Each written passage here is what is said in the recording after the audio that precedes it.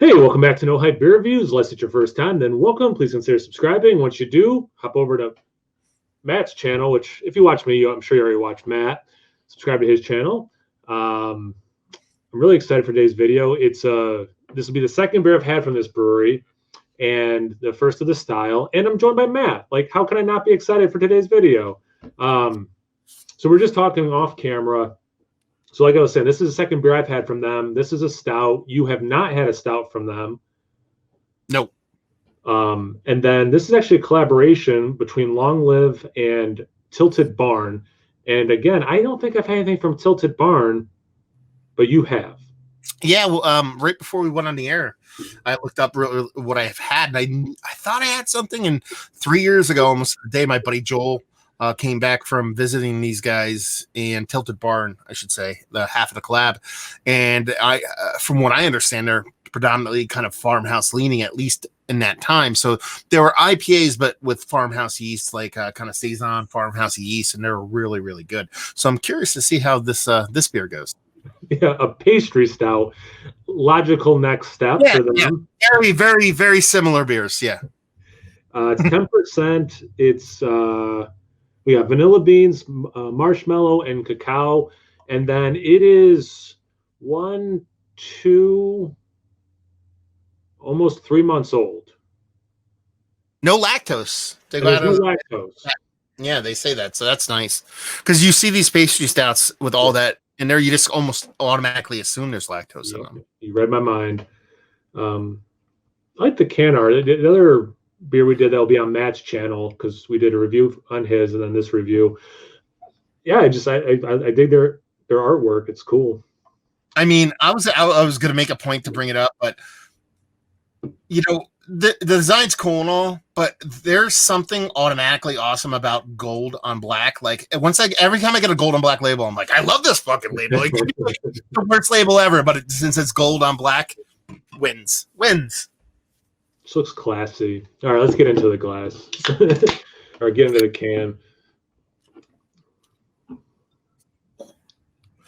So whenever you crack open one of these beers and it splashes on your hand, do you get slightly angry at it? Because I usually do. I go, God damn it! Why do you doing dirty like that, beer? I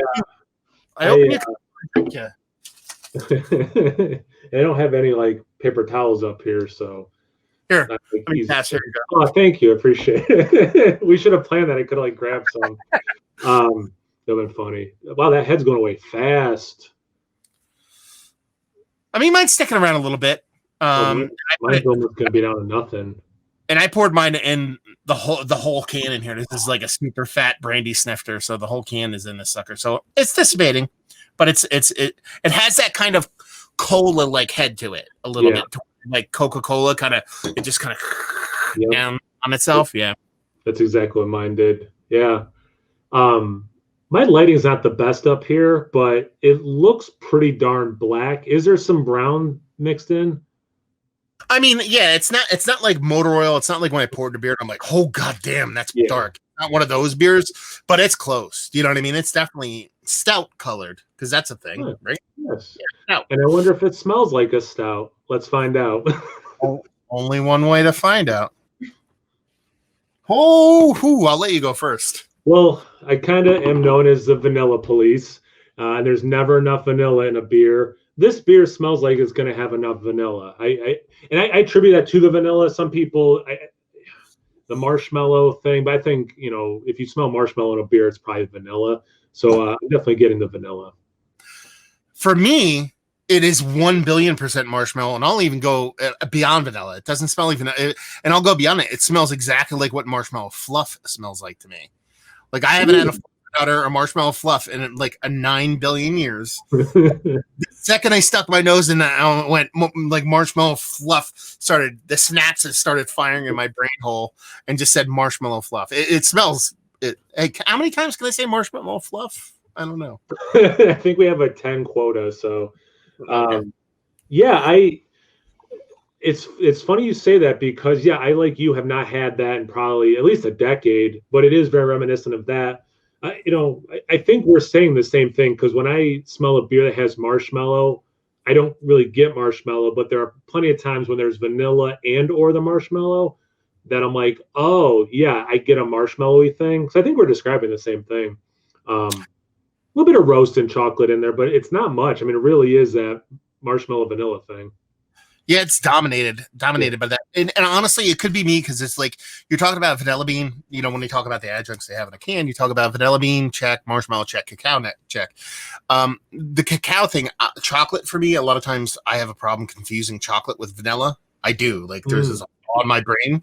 So with all three of those working in concert, it makes sense that it's as violent of that marshmallow and vanilla for me, because I think, you know, if this is vanilla bean, it smells like vanilla bean. It's just marshmallow, maybe. But once you stack on stack on stack all those adjuncts, for me, that can be very similar. That's why it's as aggressive as it is. It's I don't want to say it's one note, but I mean it's 90% that note. Yeah. I mean, would you? I don't know. Would you classify it as a pastry stout? Maybe just a little bit. Yeah, of course. Yeah. Wow. Yeah, and I mean, we've had this conversation, I think, on and off camera. Like, is a beer? I mean, we haven't even tried it yet, but is a beer bad when like it's not super complex, but it's delicious and things like that? I mean, if it tastes half as good as it smells, I'll be happy. So I think that says enough about that. Well, that's the thing. Like, I can get as much joy out of a piece of caraway rye toast as I would creme brulee. So it's not like one is better than the other. You can get enjoyment from all those things. And, yes, you know, I love me some table beer, but right now, I think we're going to dive into what was the word for this? The opulent side of things. Yeah, the diabetes side of things. Cheers, Matt. Cheers. Peace out, whatever that diabetes guy. What is it? Wilford Brimley. Cheers.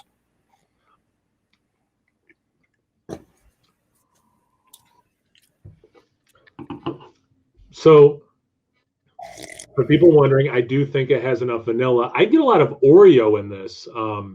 Like unlike the aroma, I am getting more roast and specific chocolate in it.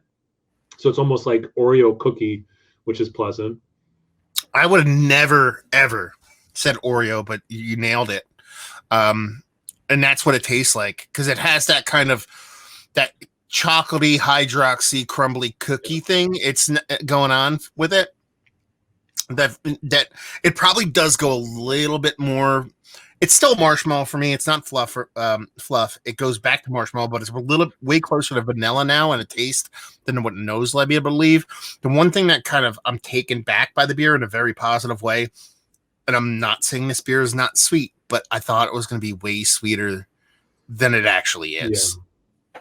Yeah, it's desserty, but it's well. I mean, the fact that they made a point to say no lactose. There's several reasons I could see them doing it, but that was definitely an indicator it's not as sweet maybe as you're thinking. Could have been one of the reasons why they put that there. But yeah, I mean it's got those dessert elements because vanilla and chocolate is so dominant.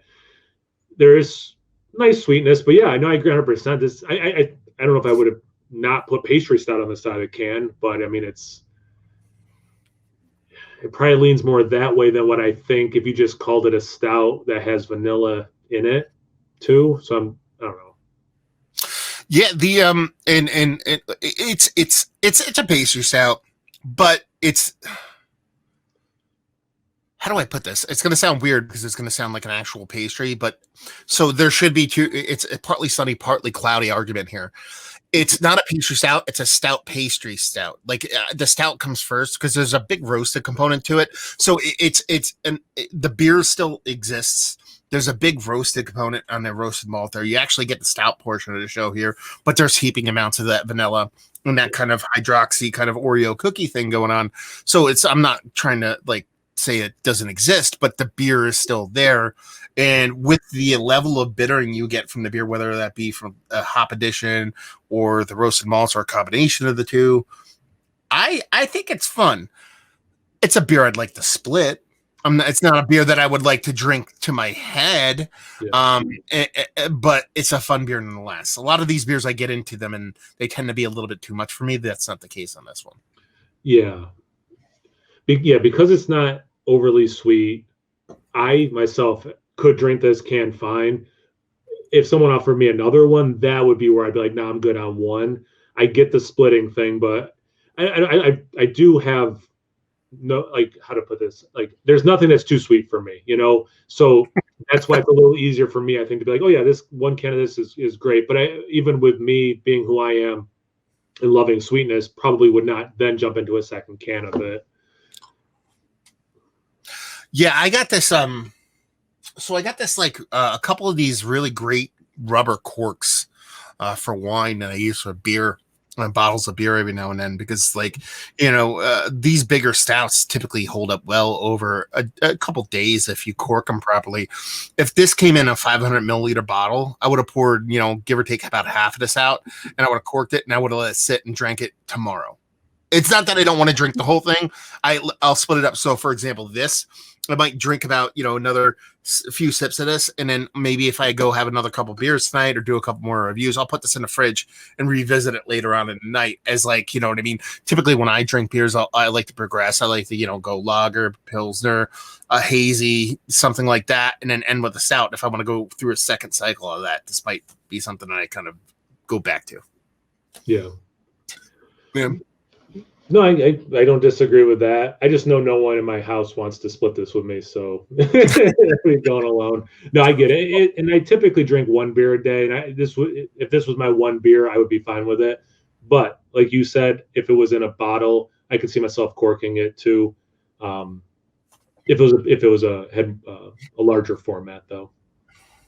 Well, let me ask you this. We went into this review just after we did the hazy IPA from Long Live, and you never had any experience from them tasting both of their beers. What's your kind of is it a brewery to be like, oh, you if you're going on a trip somewhere and COVID doesn't exist anymore and you're 20 minutes outside of Long Live, are you visiting? 20 minutes, 30. Maybe if you get that 45-minute thing, that distance, that's when I would be a little bit more like, is it that hour and a half out of the way worth it, there and back, or but I would easily go to 30 minutes out of my way and would stop at this brewery based on the two beers I've had.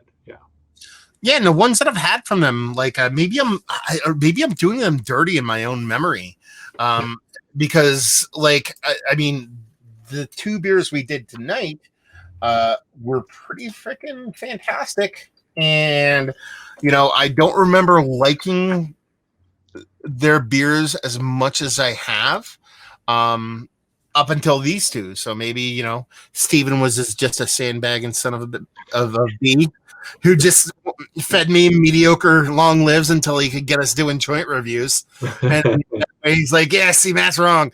But I enjoyed both of them quite a bit, and this is honestly as a non-barrel aged pastry stout, this is probably one of the better ones I've had as of late. Just a purely visceral knee-jerk enjoyment. It's tasty. Yes. Yeah. No, it's for the fact I'm going to say they should be proud that they brewed this. Same with the other one like that. Yeah, 2 for 2 for me and from these guys, and watch the video. It's on Matt's channel, but that one in some ways kind of wasn't unique enough that piqued my interest, besides it just being a delicious beer. This one, and I think it's because it's not overly sweet, is unique enough where it's piquing my interest more. Besides just being delicious, I'm like, oh yeah, and it's kind of cool or whatever, it's different. But yeah, I'm starting to repeat myself. That's how I know it's time to end this review.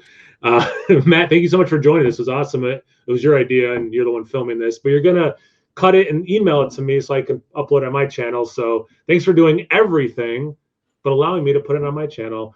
So I'll link to his channel. Where else can we find you besides your YouTube channel, Matt? Well, that's complicated. If you type in Massive Beers, you can find me on IRC,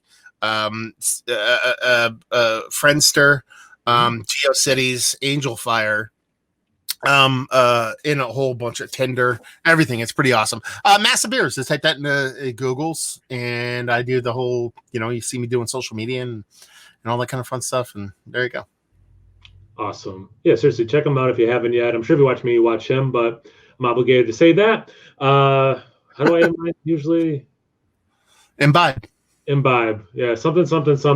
Imbibe. Cheers, everyone. Thanks again, Matt. Seriously. I'll see you. Cheers.